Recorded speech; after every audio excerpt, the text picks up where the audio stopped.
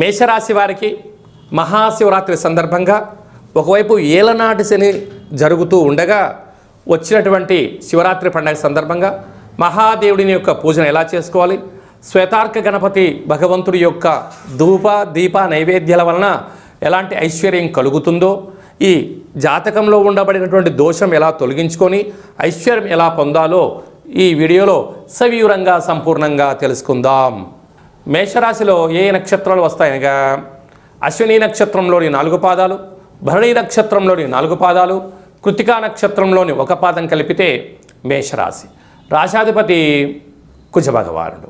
వీరికి తృతీయంలో గురు సంచార స్థితి, పంచమంలో కేతు సంచార స్థితి, ఎన్నడూ లేని విధంగా దశమంలో అంటే రాజ్య వృత్తి ఉద్యోగ వ్యాపార రాజకీయ సేవారంగ కార్యక్రమాలలో విశేషంగా 4 గ్రహాలను చతుర్గ్రహ కూటమి అంటారు.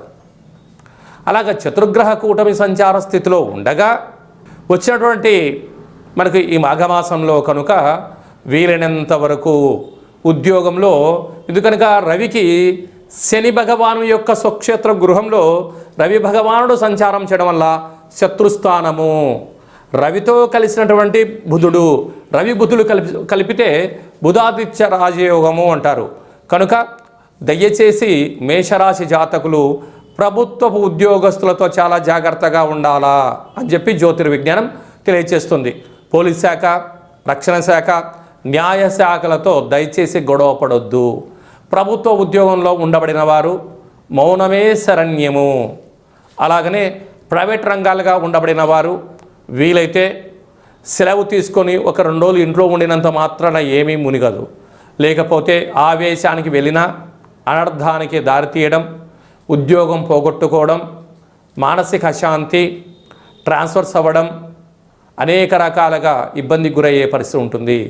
అక్కడే కుజ భగవానుడు శుక్ర భగవానుడు ఉండడం వలన ధనపరమైనటువంటి బ్యాంకు లావాదేవీలు ఓటీపీలలో కూడా డబ్బుల్ని బంగారాభరణాలను తస్కరించబడేటువంటి దొంగలించబడే పరిస్థితి అధికంగా కనపడుతుంది.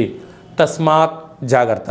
కనుక ఇలాంటి కాల సమయంలో మహాదేవుడికి విశేషంగా ఎర్రటి కుంకుమ కలిగినటువంటి నీటితో అభిషేకము, అలాగనే మనకు మాఘ పూర్ణిమ సందర్భంగా తెల్ల జిల్లెడు వృక్షం దగ్గర ఎరుపు ఒత్తులతో దీపాన్ని పెట్టడము, శక్తి కలిగితే కందిపప్పులను లేకుంటే నవధాన్యములతో కూడుకున్న దీపాన్ని ఏర్పాటు చేసి కాలభైరవ స్వామి వారి యొక్క అష్టకాన్ని